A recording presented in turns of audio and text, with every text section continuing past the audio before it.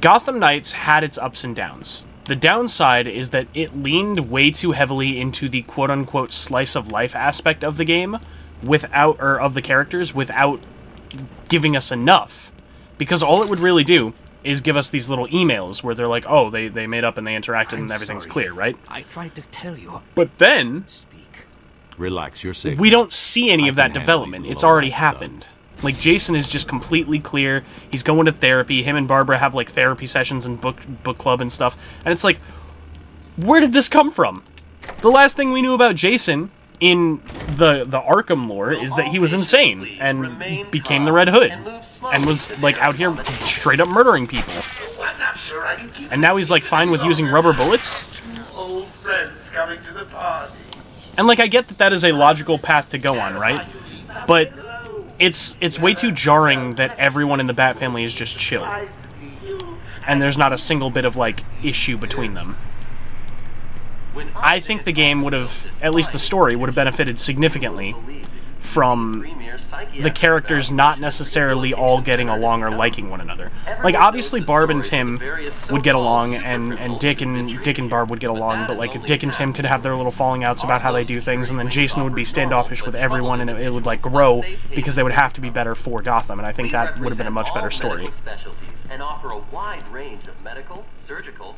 Yeah, I know you can find the audio logs and stuff, but I'm just saying I wish the main story would have been more about their relationships as a whole, rather than just, oh, hey, let's just throw in this random Kirk Langstrom Man-Bat virus.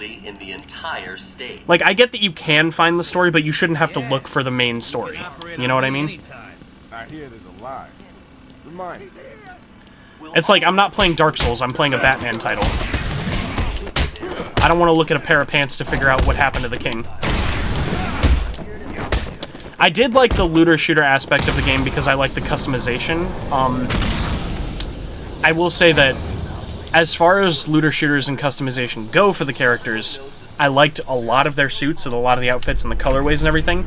I do, however, think it is unfair that if you set to a specific color... Like, if I put on the Knighthood outfit, I can't customize it further than that. It's just stuck in the static colors. That's something I'm a little annoyed by. But that's a pet peeve. That's a personal issue. Looks like you're a marketing chip. Gotta tell you, the boss is all over this job. Planned like a military operation. That said, overall, I think the game was significantly better than people gave it credit for, and Suicide Squad is significantly worse than people gave it credit for. What I want to know is why you chose me. Did Joker specify me? Why don't you let me talk to him? Speaking of, I kind of want to... I'm not going to lie, because Suicide Squad was one of the free games on PlayStation recently. I kind of want to play it just... Like, I want to play it again, because I played through it with Deadshot. That Harley Quinn mission. Oh, yeah. Harley Quinn... I'm real iffy on her particular appearance in that game. But, here's my thought process overall. Yeah, you're fine. Chill. Suicide Squad I kind of want to play again, just because they added Deathstroke, and I want to see how horribly they butchered my boy. What's going on? They were talking like they were in control. They are. Is it true the Joker escaped? Unfortunately, yes. But not for long. I'd been studying Joker's case for months when he broke out. As for Gotham Knights with Harley Quinn, right, I think that was probably the highlight of the game in Gotham Knights.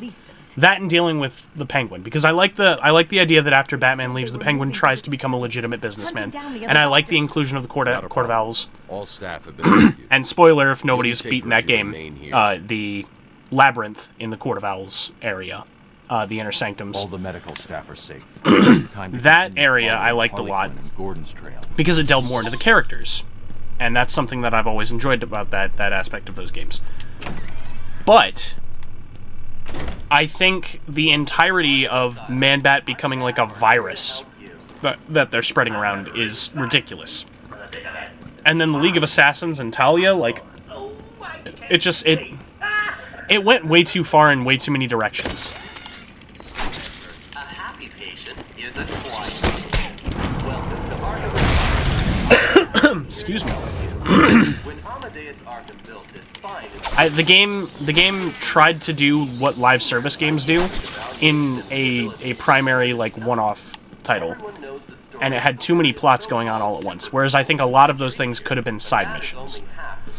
Our low security wings offer normal. but Like, for example, individuals a how safe in, and let's say, fully Arkham City, An Hush is a extensive side mission. breakdown of our costs You don't and necessarily have to encounter him to can beat the be game. found at the front desk. Uh, Or at Riddler's a side mission. You don't have to encounter him to beat the game. Azrael's a side mission. Stuff like that, right? Except most. The Man-Bat thing, the League of Assassins thing, like, all of it was so injected into the main plot that you had to finish every mission in Did order. you find them? Are they okay?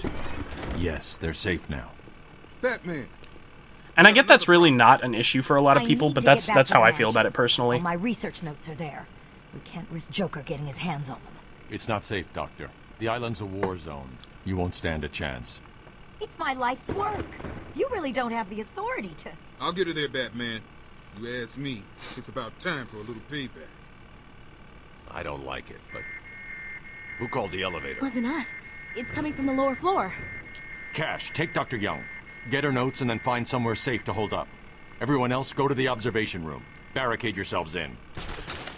Okay, I think I figured out what it is. When I said earlier that it sounded like AI generated, I know it's not AI generated because obviously Kevin Conroy and Mark Hamill and everyone did their voice work in this game.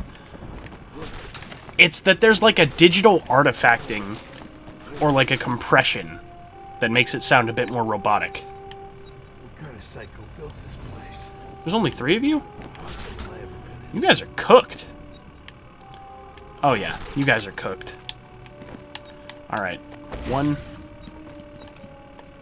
I need to do this for a Riddler challenge anyway. What kind of hospital is this? Looks more like a torture room.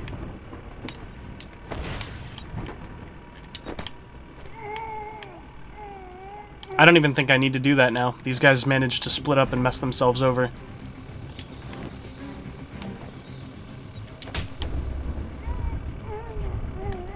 What's up, buddy? Ain't hospital supposed to be clean? This place stinks. Oh yeah, that dude messed up.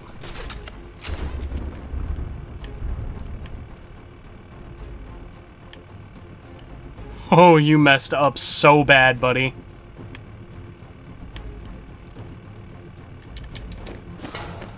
Ooh! Why did that sound like John DiMaggio? Alright, now I can go ahead and do this. Uh-oh. Blow the rest of it up real quick.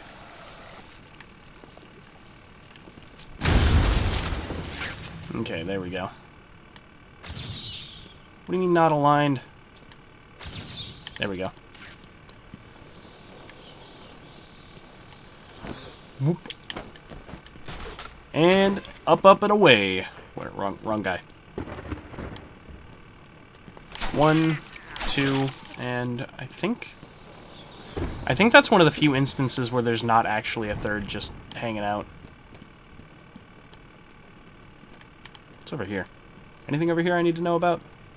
Yep. Audio log for the Riddler again. Patient's name is Edward Nigma. At this point in time, I've yet to decide if Mr. Nigma is a suitable candidate for the Titan process. Justice for Gotham. Welcome, Yukino. Welcome to the stream. Good to see you again. By all accounts, that is where your fascination with riddles began. Oh, man. Speaking of, you should check out, if you haven't seen it yet, over on YouTube, I've got a short series called Gotham City Stories. They are hilarious. I like them personally. I'm not biased or anything. They're definitely the best DC content out there right now. So I entered a contest at school. $20 prize to the kid who could figure out an almost impossible problem. Justice for Gotham. And that pleased your father? Oh, I love that. That skit is hilarious. He was convinced I had cheated. He kept yelling, "You must have cheated! Admit it, you moron! You cheated!" I swore I didn't, and he hit me for lying. I'm sorry to hear that, Edward. Don't be. He was right. Oh, man. Edward Nashton, a.k.a. Edward Nigma. Detective has solved a mere 10% of my challenge. Oh, I'm at 10% already and I haven't even left the first room? Shut up, Riddler. You're such a nerd. You know what, honestly? I don't even care about this. Ah, it won't let me throw a batarang at it now. Too easy. Oh, think about it. I've got you trapped in a little metal box, hanging precariously over a deadly drop. What say I just blow the emergency brakes and drop you like a sack of puppies? Say good night, bats. Boom! Only kidding. What a joke! Haha, hee hee hoo hoo, haha, funny, haha. Prepare to face your fears. All of them! Foreshadowing? Here's a fun note. Let's keep an eye on Batman's eyeballs. Joker has to be such a fun character. Oh, Mark Hamill had a blast playing Scarecrow. There's no way he didn't. Actually, fun note, the series that I'm doing, I'm considering adding Joker, so I'll get to show my rendition of Joker's voice.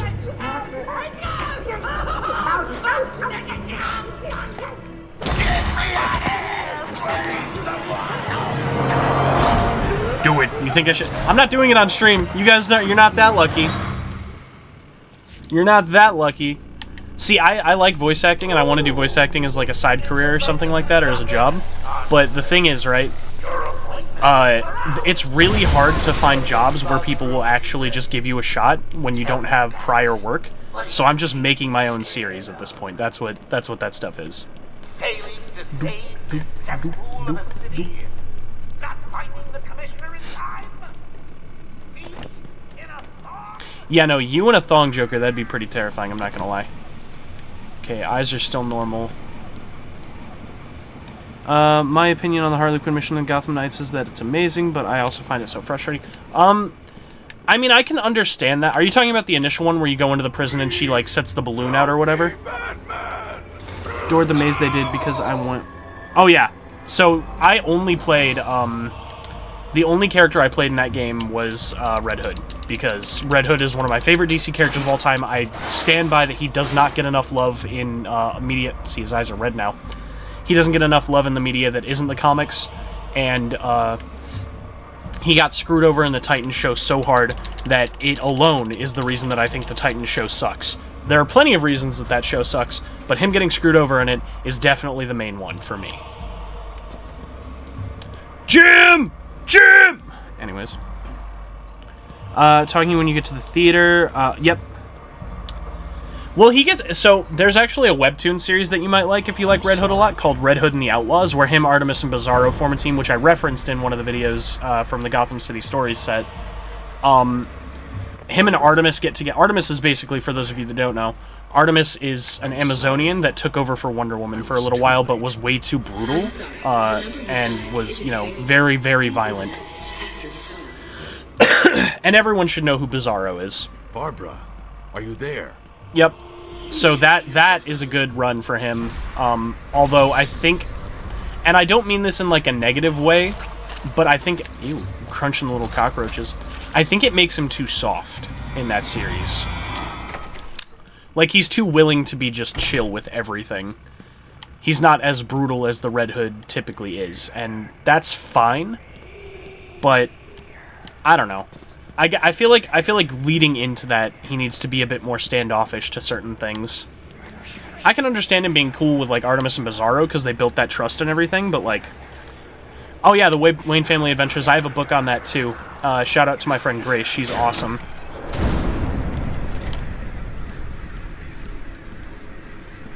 Wayne Family Adventures is great. I love the relationship between Damian and Tim.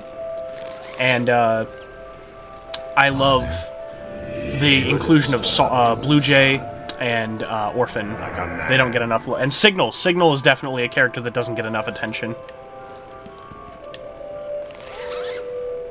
However, they didn't... To my knowledge, they haven't included Azrael, so that's kind of annoying. Michael Lane deserves a lot more love. Unless that's...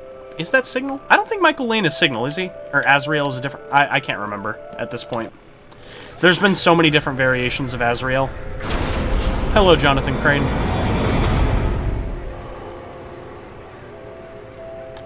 I can't remember. I have to remember who plays... Or who Signal is. Outside. But Signal's... That's exactly my point, though, right? If I don't remember who Signal is outside of being Signal, he doesn't get enough love. Because I know a lot about the comics, and the fact that I can't recall him means he doesn't get enough screen time. Duke Thomas, that's him. You're saying Duke made me remember literally everything. It's Duke Thomas. No, Michael Lane is entirely different, so Azrael needs love too.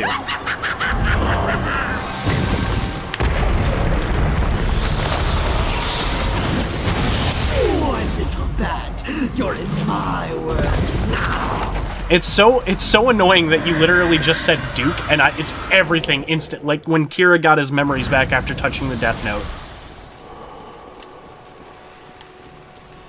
So now I look foolish for all of 10 seconds while I recall everything about Duke Thomas because it was in like 3 comics. We're gonna try to speedrun these Scarecrow segments because while they are the best parts, they're also the most annoying.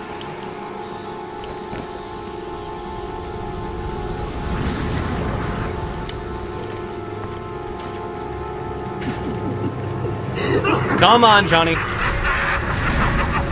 That was a cool feature that a lot of people didn't notice until it was too late, turning into Scarecrow when his eyes kind of gaze over you occasionally. That was a neat little touch.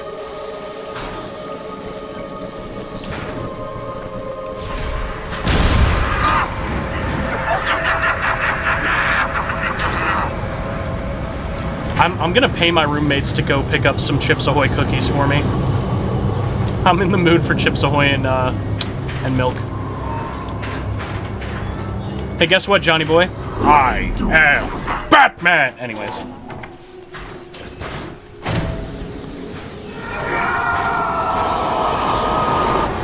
Wrecked nerd. Who was the silent killer? It's the Great White Shark, and his teeth are right here. Can you hear me? Bruce, what's going on? Oracle, I'm okay. What happened? I lost contact. Are you sure you're all right? Have you found my dad? I'm fine. Had a little run-in with Scarecrow, slowed me down. I'll get back to you in a bit.